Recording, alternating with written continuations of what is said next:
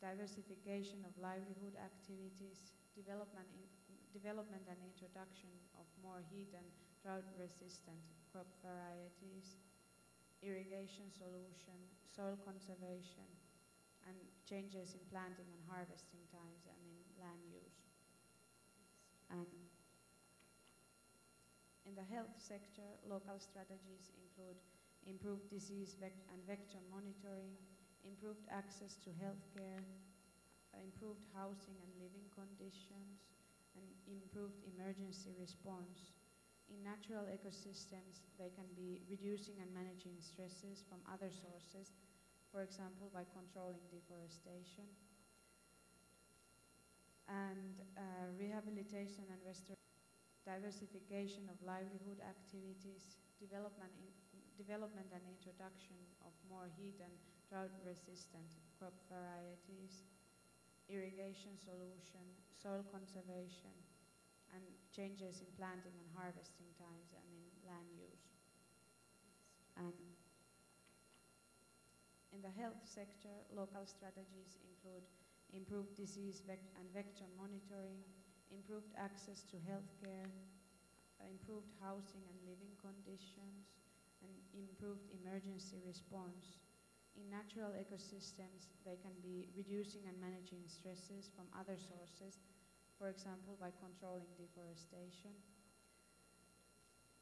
And rehabilitation and restoration of habitats, creating reserves and protected areas, increasing landscape connectivity through creation of migration corridors to link areas of habitat or reserves. And in coastal areas, implementation of integrated coastal zone management, coastal planning and zoning that take climate change into account are some examples of local strategies. Building of seawalls, dikes and other protective measures, pillar housing as an example, and improved fisheries management, marine reserves, protection and conservation of coral reefs, mangroves and other coastal ecosystems. And from the context of these local adaptation strategies, there are a great range of different types of adaptation projects that are possible. And these range from awareness raising through information and research such as monitoring and vulnerability assessments, capacity building, and mainstreaming and planning for adaptations at all levels, from local to national. At the level of policymaking and planning, there is an urgent need to integrate climate change and adaptation into sectoral development plans and policies. Effective adaptation planning really has to be developed through national programs and budgets, and there is a great need for further capacity building for the integration of climate change into the development plans and policies. And adaptation is not only about addressing the impacts of climate change, but also the underlying factors that increase vulnerability to it. A sustainable adaptation process requires both adjustments in policies, institutions, and attitudes to establish enabling conditions and the eventual technological and infrastructural changes. Activities for creating the enabling conditions include improving access to resources, reducing poverty, lowering inequities, improving education and information, and strengthening institutional capacity and efficiency. And much of the climate change impact will be felt acutely at the regional and sub-regional level as well. For example, in the West, Eastern and Southern Africa and South Asia. In these areas, regional and sub-regional planning and coordinated actions may also be necessary. So, in dealing with this uncertainty of the climate risks, there are top-down and bottom-up approaches, and these deal with the physical and social vulnerabilities, and there should be a balance between these two approaches. The top-down approach it starts with looking at scenarios and modeling and impact assessment. And its first first collect and review existing hydrometeorological and observational data, and you choose the global climate models and fine-tune and localize them to local levels and create climate scenarios to get a snapshot of possible futures and analyze what this means for the evolution of risks in specific sectors. And after that, we can decide how priority risks can be best addressed and financed, supported by the targeted policy action.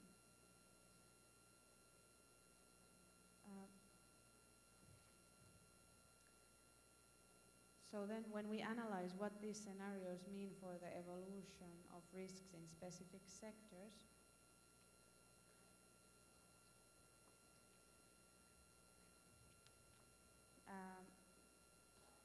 we have to take into account that coping with just short-term variability is not sufficient, and in some cases may even result in maladaptive planning. It's also necessary to manage long-term climate risks. Next, please. And the bottom-up approach is more dealing with human development, and it starts from no regrets measures. And it is more of ensuring that or developing climate resilient systems or projects. Next, please. So, immediate adaptation responses to deal with year-to-year risks may not be adequate for coping with long-term climate change. And solutions for managing impacts over coming decades may not be feasible or appropriate in the near term. So the temporal dimension of climate change impacts is therefore important to reflect in adaptation strategies. There's no single recommended formula for adaptation.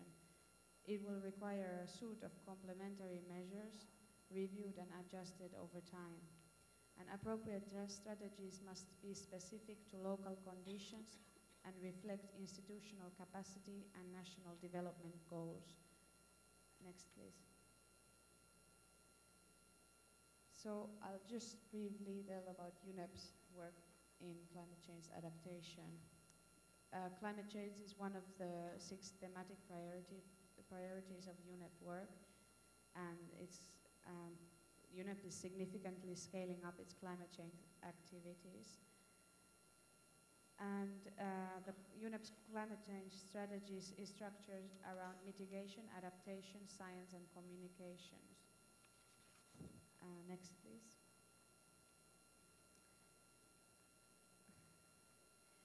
The three key mutually supportive pillars identified to support UNEP's adaptation work are building key adaptive capacity of the developing world, increasing ecosystem resilience and reducing the risk of climate-related disasters and conflicts, mobilizing and managing knowledge for adaptation policy planning,